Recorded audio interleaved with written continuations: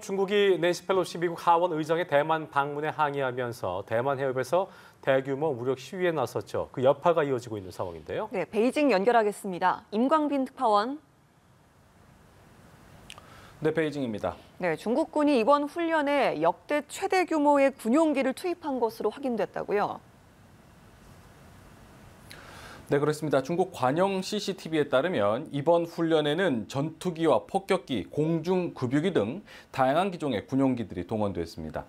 대만을 관할하는 중국 인민해방군 동부전구 공군과 해군 군용기 100여 대가 대만 주변에서 주야간 정찰과 공중 돌격, 엄호 지원 등의 임무를 수행했습니다.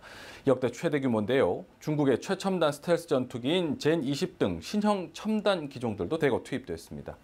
중국 군용기는 중국과 대만 간 실질적 경계선인 대만 해협 중간선도 무시한 채 넘나들었습니다. 대만 국방부는 어젯밤 중국 전투기 22대가 대만 해협 중간선을 넘었다가 돌아갔다고 밝혔습니다. 중국군은 대만 주변 해역에 10여 척의 구축함과 호위함도 띄워 대만을 사실상 봉쇄했습니다. 자, 중국군이 이번 훈련에서 사상 처음으로 대만 상공을 날아가는 미사일도 발사했다고요. 네, 중국은 대만 주변 해역으로 11발의 둥펑 계열 탄도미사일을 발사했습니다. 중국 당국은 이번 훈련을 통해서 정밀 타격과 지역 거부 능력을 검증했다, 이렇게 밝혔습니다.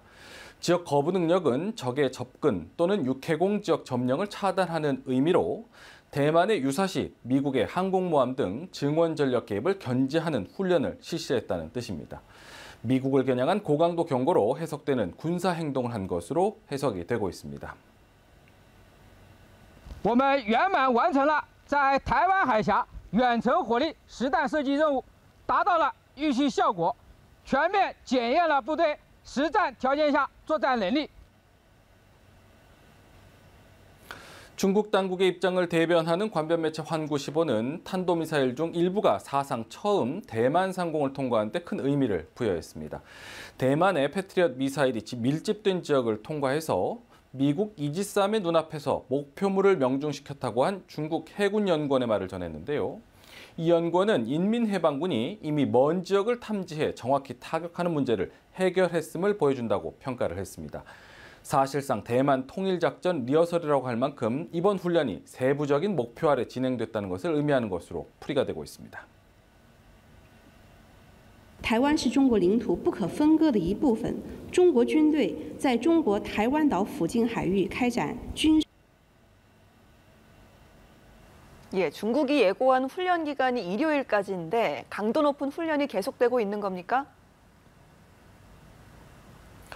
네, 일단 어제만큼은 아닌 것 같습니다. 중국 당국도 어제 훈련 내용을 발표하면서 모든 훈련 임무는 이미 원만히 완성이 됐다, 이렇게 말하면서 관련 해역과 공역에 대한 통제를 해제한다고 말했습니다. 对台岛东部外海预定海域实施多区域多型号长导火力突击，导弹全部精准命中目标，检验了精确打击和区域拒止能力。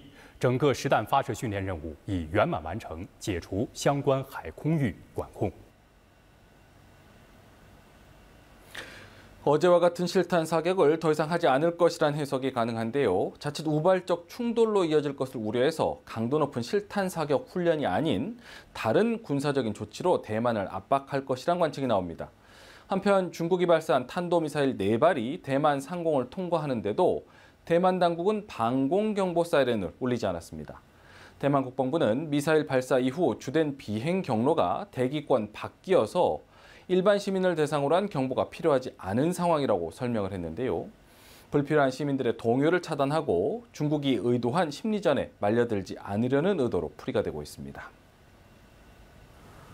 자, 그런가 하면 대만 정부 기관과 사회 기반 시설을 대상으로 한 중국의 사이버 공격도 있었다면서요. 대만 국가통신위원회는 펠로시 의장의 대만 방문 기간 대만 정부기관과 사회 기반 시설을 겨냥한 다양한 사이버 공격이 있었다고 밝혔습니다. 사이버 공격의 일부는 중국과 러시아발 소프트웨어가 연루됐다고 설명했습니다. 지난 2일 이후 대만 총통부와 외교부, 국방부, 타오유안 국제공항과 대만 철로관리국, 대만 전략공사의 웹사이트 또는 전산 시스템이 사이버 공격을 받은 것으로 알려졌습니다. 편의점에 설치된 TV 화면을 통해서는 전쟁 장수 펠로시는 대만을 떠나라 이런 자막이 뜨는 일도 발생을 했었습니다. 이 역시 중국의 소프트웨어가 이용된 사이버 공격이었던 것으로 파악됐습니다. 대만 국가통신위원회는 민간 사업자들이 사용하는 중국의 소프트웨어가 사이버 공격을 하는 데 활용될 수 있다며 경계해야 한다고 지적했습니다. 네, 한편 이번 훈련을 통해서 중국의 유사시 군사 전략을 확인할 수 있다는 분석도 있다고요. 네, 미국 월스트리트 저널의 분석입니다. 중국과 대만이 군사적으로 대치하는 실제 상황이 발생을 했을 때 전면 침공이 아닌 이번 훈련처럼 대만을 봉쇄하는 전략을 펼칠 수 있다는 겁니다.